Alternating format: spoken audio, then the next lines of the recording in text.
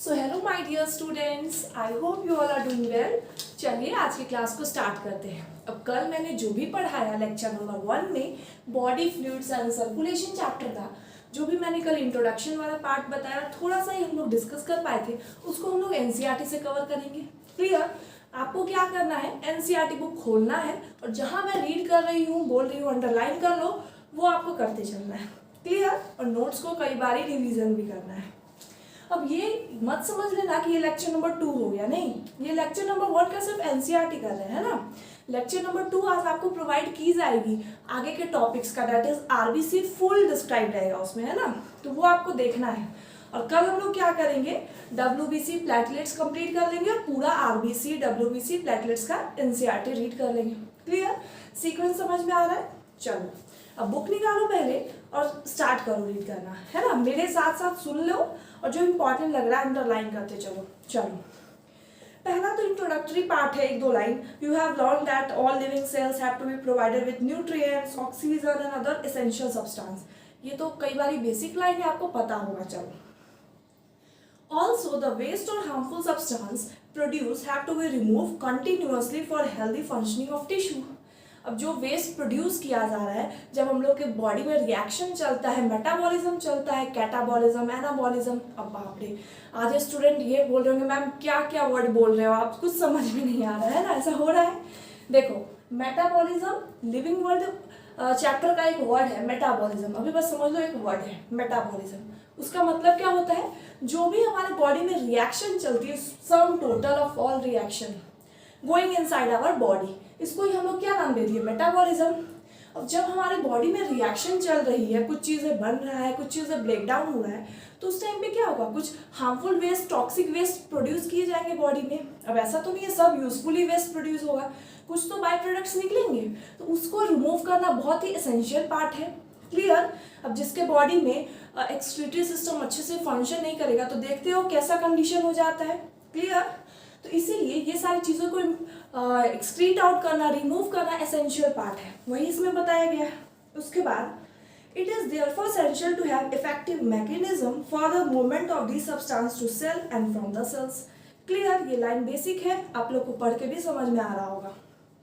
Different group of animals have evolve different method of transport. अब हर animals में जो एकदम प्रिमिटिव एनिमल्स होंगे, जो पहले एकदम फॉर्म हुए होंगे, उसमें क्या होगा, ज़्यादा डेवलप नहीं होगा। और हम लोग जैसे कॉम्प्लेक्स एनिमल्स में क्या होता है, बहुत ही डेवलप होता है। क्लियर? वही चीज़ें बताई गई है। Simple organisms like sponges, like Porifera, phylum Porifera, आप लोग क्लास 9th में सुन के आए होंगे वर्ड। मैं ये एक्सपेक्ट करती हूँ कि आप लोग नाम वर्ड तो सुन के आए हो, है ना। पोरीफेरा, फाइलम पोरीफेरा यानी कि पोरस एनिमल, स्पॉन्जेस जिसमें आते हैं, तो वो सबसे प्रिमिटिव एनिमल्स में है, तो उनके पास क्या होगा, वेल डेवलप सिस्टम नहीं होगा। अब जैसे सीलेंट्रेट ले लो, वो उनके पास भी वेल डेवलप सिस्टम नहीं होगा ये सब चीज़ों के लिए। Circulate water from the surrounding through their body cavities to facilitate the cells to exchange this substance. Clear? चलो, more complex organisms use special fluid within the body to transport such materials। अब हम लोग जैसे complex organism के लिए, complex animals के लिए क्या होता है, स्पेशल फ्लूइड होता है ट्रांसपोर्ट के लिए, जिसको हम लोग क्या नाम दिए, ब्लड का। क्लियर? ब्लड एक मोस्ट कॉमनली यूज फ्लूइड है। अब ब्लड ही सिर्फ नहीं होता है, मैंने बताया था लेक्चर में कि सिर्फ ब्लड ही फ्लूइड नहीं होता है, ब्लड के साथ लिम्फ भी होता है, सेरिब्रोस्पाइनल फ्लूइड भी होता है, बट वो सब क्या होता है, ब्लड से ही तो एक तरह से फिल्टर आउट होता है। क्लियर? तो सारा कुछ एकदम ब्लड को ही हम लोग कॉमन मान के चलता है कि it is a main circulating system, है ना, इसीलिए। चलो, उसके बाद रीड करो, by most of the higher organisms including humans for this purpose another body fluid lymph also transport certain substance। lymph के बारे में हम लोग अच्छे से डिटेल स्टडी करेंगे, इसके चैप्टर के बारे में, है ना, इसी चैप्टर में डिस्कस होगा। In this chapter you will learn about composition and properties of blood and lymph and the mechanism of circulation of blood is also explain. ये सारी बेसिक बात थी। क्लियर? आपने क्या करना है, इस टॉपिक को एक बार रीड कर लेना है खुद से। मैंने तो रीड करा दिया, आपको खुद से भी एफर्ट थोड़ा सा मारना है। क्लियर? चलो अब ब्लड पे आते हैं। Blood is a special connective tissue consisting of a fluid matrix plasma। बताया था मैंने, प्लाज्मा फॉर्म्ड एलिमेंट्स। क्लियर? वही चीजें दी गई है, नोट्स पढ़ोगे और इसको पढ़ोगे, सब सिमिलैरिटीज लगेगी, है ना। एक आधा पॉइंट अगर छूट गया हो तो अभी बता रही हूँ, आराम से सुन लो। क्लियर। अब प्लाज्मा के बारे में पढ़ते हैं। Plasma is a straw coloured viscous fluid constituting nearly 55% of blood. मैंने बताया था। अब इसका कलर के बारे में लिख सकते हो, पेल येलो कलर का प्लाज्मा का कलर होता है। क्लियर। तो आप लोग लिख सकते हो, नोट्स में ऐड कर लेना कि प्लाज्मा का कलर क्या होता है, पेल येलो कलर। क्लियर। चलो, और कितना परसेंट, तो 55%। अब इसमें से 90 to 92% क्या था, वाटर था। वही चीजें दी गई है, 90 to 92% of plasma is water and protein constitute 6 to 8%। Clear. उसके बाद हम लोगों ने प्रोटीन्स पढ़ा था 6 to 8%। उसमें क्या क्या था, पहला क्या था हम लोगों ने पढ़ा था, एल्ब्यूमिन, ग्लोबुलिन, फिब्रिनोजेन, ये सारी चीजें पढ़ी थी। याद आ रहा है ना, याद करते चलो, है ना।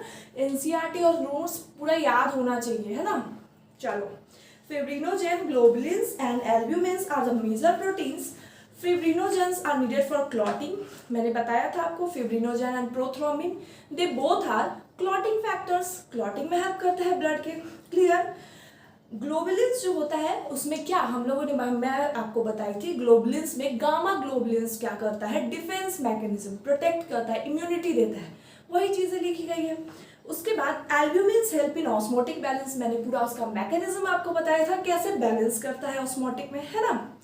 Plasma also contain small amount of minerals. मैंने बताया था अदर सॉल्यूट्स में, है ना, 1 to 1.5% जो होते हैं उसमें क्या क्या होता है, सारे आयंस होते हैं, इलेक्ट्रोलाइट्स होता है, एक्सक्रीटरी सब्सटेंस होता है। ये सारी चीजें याद आ रहा है ना, याद करते चलो, है ना। उसमें क्या आता है, Na+, Ca2+, Mg+, ये सारे आयंस के नाम याद होने चाहिए, है ना, कई बार क्वेश्चन पूछ देगा। उसके बाद है ग्लूकोज, अमीनो एसिड, लिपिड्स और ऑल्सो प्रेजेंट इन प्लाज्मा। मैंने बता दिया था ये वाला लाइन भी, आपको इजी लग रहा होगा, आप एनसीईआरटी पढ़ने में इजी लग रहा होगा, है ना। फैक्टर्स फॉर कोगुलेशन और clotting of blood are also present in plasma in an inactive form. अब मैंने ये भी बताया था इनएक्टिव फॉर्म में क्यों प्रेजेंट होता है। क्लियर। याद आ रहा है, रिलेट करते चलो, मैंने क्या कॉन्सेप्ट बताया था, है ना। अब एक पॉइंट मैं नहीं बताई थी कल, दैट इज क्लॉटिंग फैक्टर। मतलब हम लोग किसको बोलते हैं, लास्ट लाइन पढ़ो एनसीईआरटी का, plasma without clotting factor is called serum. Plasma में से क्लॉटिंग फैक्टर को हटा दो, वो सीरम नहीं है जो बालों में लगाते हैं, हेयर में लगाते हैं, फेस में, वो सीरम की बात नहीं चल रही है ना। ब्लड में प्लाज्मा को माइनस कर दो, प्लाज्मा में से जो 55% प्लाज्मा है उसमें से क्लॉटिंग फैक्टर माइनस कर दो, तो क्या बन जाएगा, सीरम। रुक जाओ, मैं एक बार लिख के आपको बता देती हूँ। क्लियर। चलो, सीरम क्या होता है, एनसीईआरटी एक एक लाइन कवर हो गया, पूरा याद हो गया आपको। आई होप सो आपको पूरा याद हो गया होगा। अभी मैं नेक्स्ट लेक्चर आपको प्रोवाइड कराऊंगी, उसमें आरबीसी पूरा डिस्कस रहेगा, है ना। आपको बस क्या करना है, ध्यान से लेक्चर को लेना है। सीरम में क्या था, plasma minus clotting factors. Plasma में से जो 55% प्लाज्मा है उसमें से क्या करना है, क्लॉटिंग फैक्टर्स को अलग कर दो, तो क्या जो बच जाएगा वो क्या होगा, सीरम। क्लियर। तो एनसीईआरटी वाली पार्ट पूरा कंप्लीट होता है। सो अगर आपको कोई भी